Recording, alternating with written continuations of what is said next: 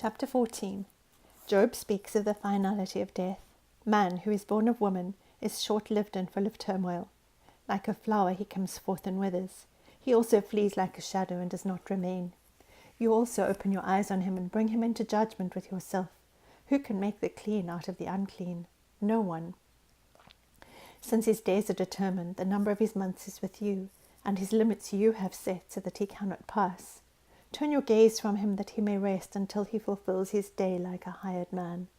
For there is hope for a tree when it is cut down, that it will sprout again, and its shoots will not fail. Though its roots grow old in the ground and its stump dies in the dry soil, at the scent of water it will flourish and put forth sprigs like a plant. But man dies and lies prostrate. Man expires, and where is he? As water evaporates from the sea, and a river becomes parched and dried up, so man lies down and does not rise. Until the heavens are no longer, he will not awake, nor be aroused out of his sleep. Oh, that you would hide me in Sheol, that you should conceal me until your wrath returns to you, that you would set a limit for me and remember me. If a man dies, will he live again? All the days of my struggle I will wait until my change comes. You will call and I will answer you. You will long for the work of your hands.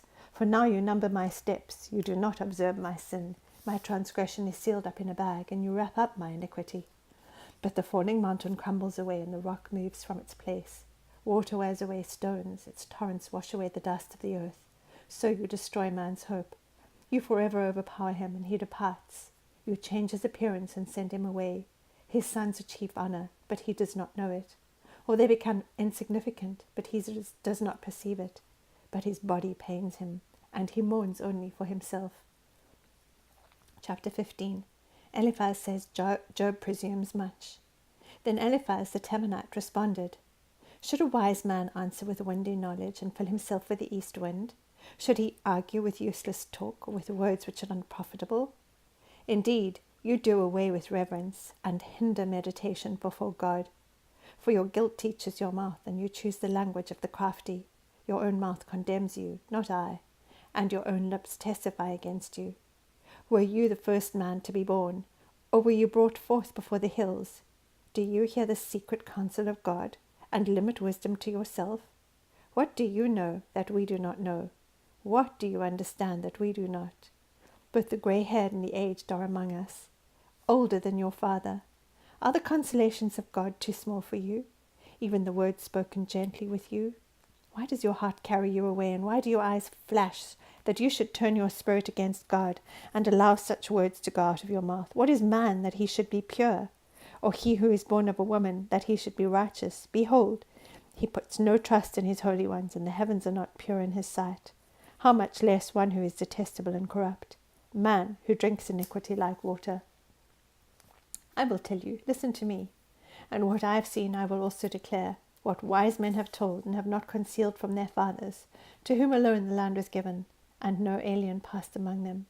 The wicked man writhes in pain all his days, and numbered are the years stored up for the ruthless.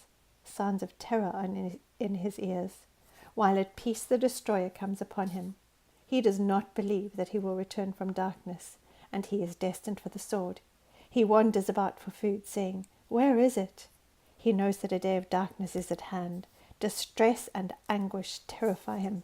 They overpower him like a king ready for the attack, because he has stretched out his hand against God and conducts himself arrogantly against the Almighty. He rushes headlong at him with his massive shield, for he has covered his face with his fat and made his thighs heavy with flesh. He has lived in desolate cities, in houses no one would inhabit, which are destined to become ruins. He will not become rich, nor will his wealth endure, and his grain will not bend down to the ground. He will not escape from darkness, the flame will wither his shoots, and by the breath of his mouth he will go away.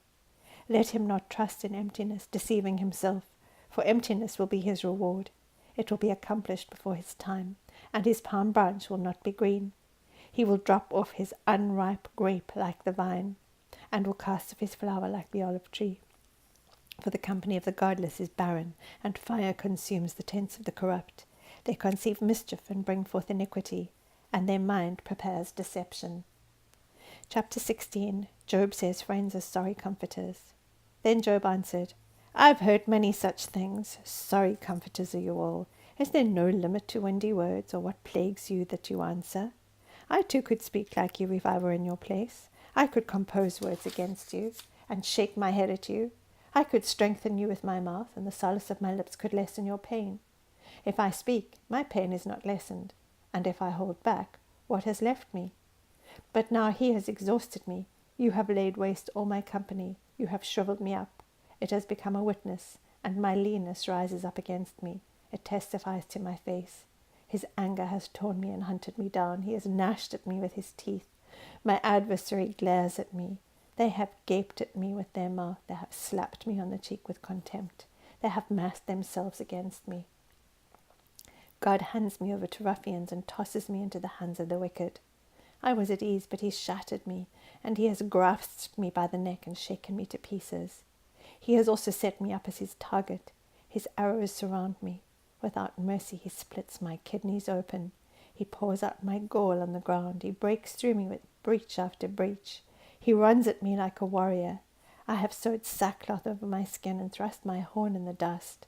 My face is flushed from weeping, and deep darkness is on my eyelids, although there is no violence in my hands, and my prayer is pure. O earth, do not cover my blood, and let there be no resting place for my cry. Even now, behold, my witness is in heaven, and my advocate is on high. My friends are my scoffers, my eye weeps to God. Oh, that a man might plead with God as a man with his neighbour. For when a few years are past, I shall go the way of no return.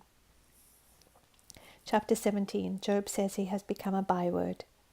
My spirit is broken, my days are extinguished, the grave is ready for me. Surely mockers are with me, and my eye gazes on their provocation. Lay down now a pledge for me with yourself. Who is there that will be my guarantor? For you have kept their heart from understanding, therefore you will not exalt them.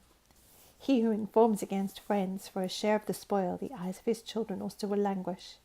But he has made me a byword of the people, and I am at one at whom men spit. My eye has also grown dim because of grief, and all my members are as a shadow. The upright will be appalled at this, and the innocent will stir up himself against the godless. Nevertheless, the righteous will hold to his way, and he who has clean hands will grow stronger and stronger.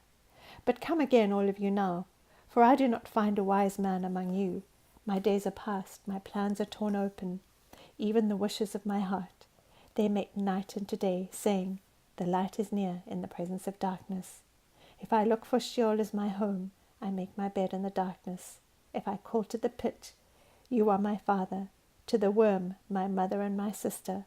Where now is my hope, and who regards my hope? Will it go down with me to Sheol?